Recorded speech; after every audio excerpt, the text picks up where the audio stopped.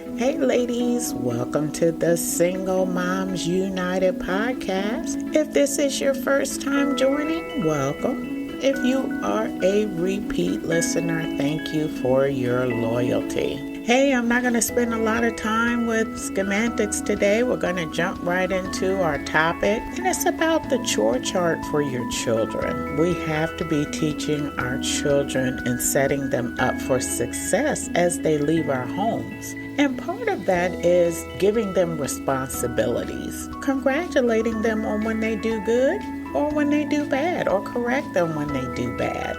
We're going to talk about chores today and age-specific chores our kids need to adhere to or you need to introduce. Keep in mind, this is not a one-size-fits-all. It's a one-size-fits-most. So you do what's appropriate for you and your household. And this podcast is also about critical thinking. As I talk about different things, you may say, yeah, that may work in my house, or you may say, no, it doesn't, but I'll try this. Or it does, and I'm going to add this, right? So it's not a one size fits all, but it's designed to make you think. And at the end of this podcast, Mom, you should want and feel comfortable in giving your child chores to do. There are benefits. Number one, you're teaching them how to be responsible. And then number two, it's help for you, right? Especially if you have your day job and you're going out and doing extras that you need to do. It's always great to have that backup plan or that support you need to maintain your house. With my kids, I gave them responsibilities and they rotated them depending on what it was, right? One can't say that, oh yeah, I always had to do this. I always had to do that. No, they rotated each week. And I taught them how to do their own laundry. I taught them how to clean the kitchen.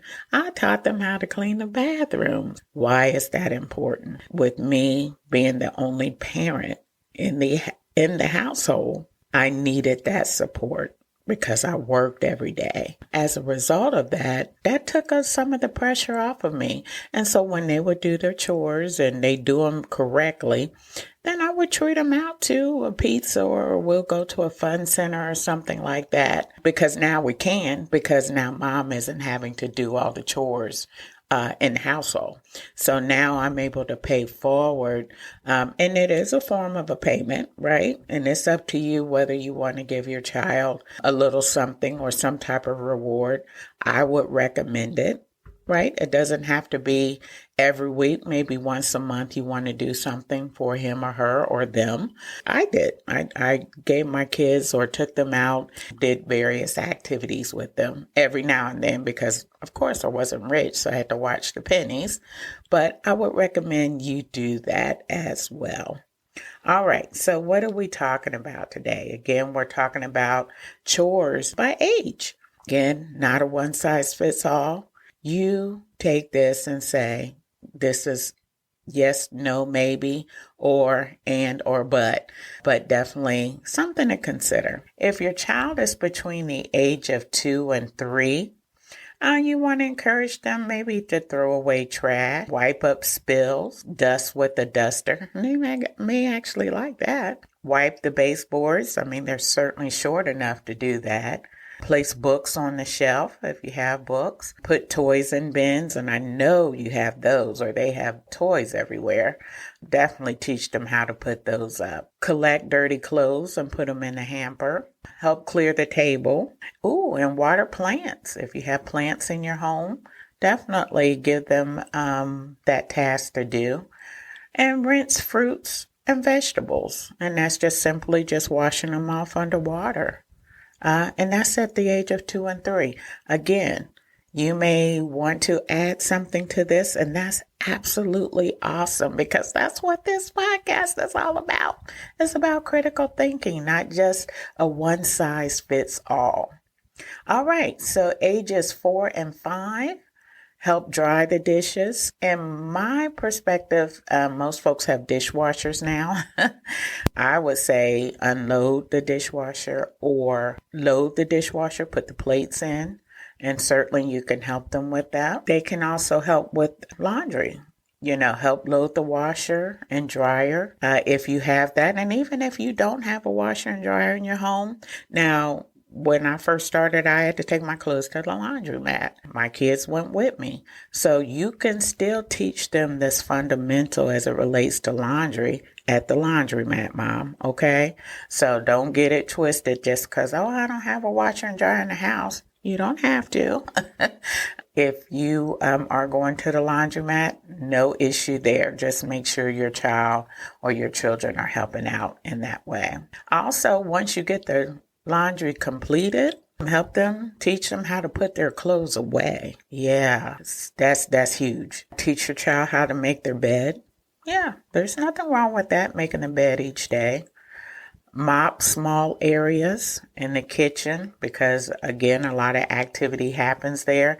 And even in the bathrooms, getting in and out of the tub, water may splash here, there, and everywhere, or other accidents. I'll call it an accident, may happen.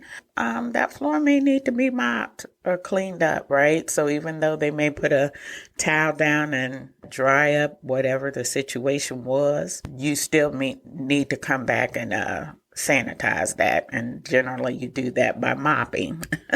Okay, so they can do that. And especially most bathrooms are small. So I would even recommend you start there and then maybe go to the kitchen because kitchens are a little larger, have a little larger area. So start with the bathroom. If you have a pet, let them feed the pet, little cat, dog, puppy, whatever.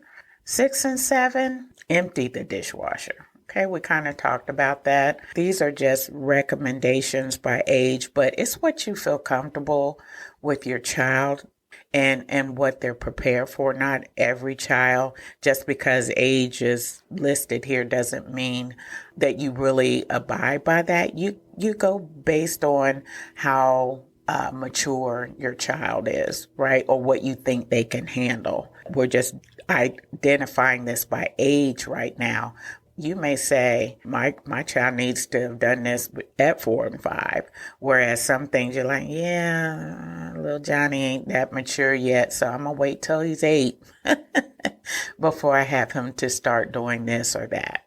The point is, as long as you start. At 6 and 7, you can also have them start using a handheld vacuum, sweeping the floors, cleaning windows, wiping down bathroom sinks, sorting laundry, folding bath towels, prepare small snacks, and help put away groceries.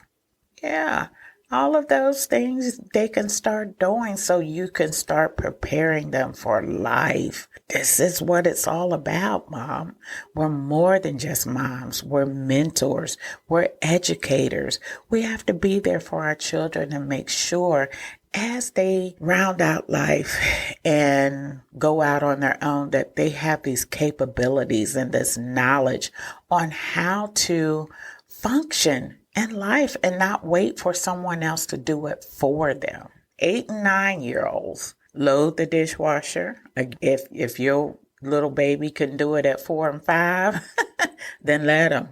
You don't have to wait till they turn 8 and 9. Again, wipe off the table, fold laundry, wipe counters, dust shelves, make up their bed, putting sheets on their bed, help plan meals. That's a huge one. Now they feel like they are more involved. As long as it ain't a bunch of junk food, right? But help them. Like, what do you think we should eat this week, right? Involve them. I think that's the word choice I want to look for there. If you have a house and you have leaves outside, then definitely encourage them to rake leaves. And that's it for 8 and 9-year-olds. But you can add additional items that you think that are appropriate to help your child mature, because this is not only are we teaching, but we're allowing them to become mature and develop independence as it relates to maintaining their life and lifestyle and not waiting on someone to do it for them. All right, 10 and 11-year-olds, here we go with this laundry again, washing their clothes. Important. I had my kids washing their own laundry later on in life. And I think it was around 10 or 11 that I had them doing their own laundry. preparing simple meals, taking out the garbage, washing mirrors, vacuuming the car, hand washing dishes. Ain't nothing wrong with that either. Mopping floors, vacuuming, putting groceries away, and fixing their own lunch. Because now they're going into getting prepared for the teen years. I hear you. These are things that we should get our kids in position for so that they can be successful. 12 and up. So at this point, if you have younger kids, then 12 and up, they should be responsible enough to watch their siblings, not long-term, Mom, okay? But maybe an hour or two while you need to run out to the grocery store or run some errands. Yeah, let them watch the kids while you're out, or the other child while you're out. Supervising chores, cleaning the bathroom. I'm not sure how many people iron clothes anymore, but iron. Prepare full meals. Now, this is huge, Mom. When it's just you trying to get it done, you need that additional support, and your older child can do that for you. And then there's just many other household responsibilities that they can link to and be responsible for. And so you type or write these out. You can get your little whiteboard at the dollar store or Dollar Tree, write it out, put it on the refrigerator or somewhere they can see it. I'm trying to think how I did it with my kids. I think it was on the refrigerator. I had a schedule for them, and it just rotated that way. But you can do that too, Mom. This doesn't have to be complicated. This is your child. This is your children. These are the ones you're preparing for life. In prior episodes, I talked about what's a good mom, what's a bad mom, or rather, what's a good parent, what's a bad parent. A good parent teaches, period. A good parent teaches. Bad parent does not. Because you have to consider, Mom, you're not always going to be here. Hopefully you outlive your children, but you're able to see their success of what you taught them along life's journey, that they have to be responsible. Because remember, they're going to have to go out and get a job too. And when they go out and get a job, there are expectations to do that job. Right? So if we're not teaching them responsibility now, what's it going to be like when they get out in the real world and they're being held accountable for doing their job or not doing their job? You know, along my career, I always had performance evaluations of how well I did my job or do my job. And my behavior that has been instilled with me along life's journey is because my mom had me doing chores. She had a garden, and she had me out there working in her garden, picking the vegetables and bringing them in and washing them. She had me sweeping. She had me vacuuming. She had me taking the garbage out. She had me doing numerous things around the house. And I'm grateful for that. Because now, as I got into working, you know, all of this wasn't foreign to me. If somebody told me to do something, I'm familiar with that because my mom instilled that in me along my journey of childhood. It was never anything of it being given to me. And it was funny, or it is funny. Or rather, it was funny back then. My mom would tell me to do something, and if I didn't get it quite right, she would say, "Stop being so half-handed." Now, you know you needed to do this or you needed to do that, and da-da-da-da-da. And, you know, at first I was like, oh, okay. And, of course, when I was growing up, you couldn't even think any negative thoughts because she heard you. I'm just talking about when I was growing up. She would say, "Stop being half-handed." And that was her term for not doing it correctly or getting it done right. And I so appreciate that.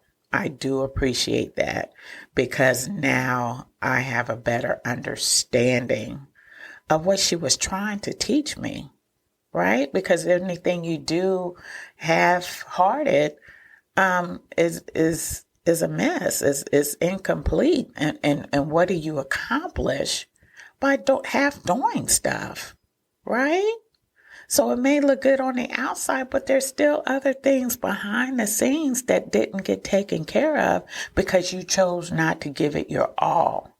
And that's what we have to instill in our kids. Don't go and just do a piece of it. Do it in its entirety.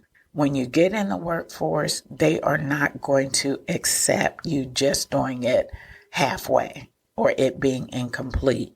They are paying you to do a job and do the job and be complete with it. Period. And that's our time to educate our children so that when they get in the workforce, all of this isn't foreign to them. That's why kids don't stay on jobs today. Or to appreciate that somebody's going to be telling you what to do. And then they get all up in an uproar because so-and-so, they can't take feedback from their boss. Why can't they? Because, mom, it's probably a mom or a parent that chose not to do that with their child or be firm with their child and said, you know what, you're not going to do it. I'll go ahead and do it for you. Well, that's releasing them. That's not good behavior that we're trying to instill in our children of saying, okay, you go ahead and go outside or go back to playing your video games and I'll finish it up. Nope. That's not good, Mom. That's not setting good expectations with your kids on what is required to survive in this world. Think about that. We're talking about survival, and you can't do it all for them. All right, ladies, y'all done got me all worked up over here, but I'm worked up for a good reason. And that's because we are in this together. We should unite together as parents to make sure our kids are successful and given the tools on how to be successful. And it's not about money. Everybody thinks success and money go together. No, success and independence goes together. I'm just saying, because otherwise, if you have to rely on somebody to get what you need, I'm sorry that it goes against the word of success. Success is linked to independence and knowledge. That's what it means to be successful, not money. Because when you have independence and knowledge, the money will come. Yeah, but when you don't have that independence and you have to rely on someone else, or you're failing to go out and get that knowledge, then your success level has just dwindled down significantly. So, Mom, teach your child about independence. Teach your child to always be learning. And not just them, but you too, Mom. Every week you should write down what you learned this week, whether it's how to cook a new dish, whether you learn how to fix something in your home, whether you learn how to, and if you like wearing makeup, maybe you learn how to apply makeup in a different manner that now really makes you look sharp and beautiful, right? And that's okay. It doesn't have to be something huge that you learn. Just learn something and then pay it forward to your child. Yeah. Because once they see that you're learning, they're like, that seems interesting. I see Mom over there doing this and that, or, and especially if it's something positive, I want to do that too. Yeah, always be learning. And as I mentioned in the past, Mom, put the phone down for 1 hour or put it on mute or airplane mode. 1 hour, spend some time with your child or your children. What's going on? Further build that relationship with them. What you will find is that once you do that, and I know a lot of young ladies talk about that they're lonely and so forth, and they want to be back in a relationship. But once you start developing a different type of relationship with your child and getting to know them, we don't know our children. We think we do because we had them, but we don't know them, especially as they get older and they start getting exposed to more and more things in life. Yeah, you're going to have to take that time and get to know them and understand who they are Just because they got your blood running through their veins doesn't mean that it's 100% representation of who they are and what they represent. And that's why when they come to us with different things and we're looking like, wait, I would never do that. What are you talking about? That's because they've developed their own identity, their own personality. And we have to take that time to learn that person, who they are, what they represent. All right, ladies, I am really done this time. I hope you have a great day, a wonderful week, and a marvelous month. You take care.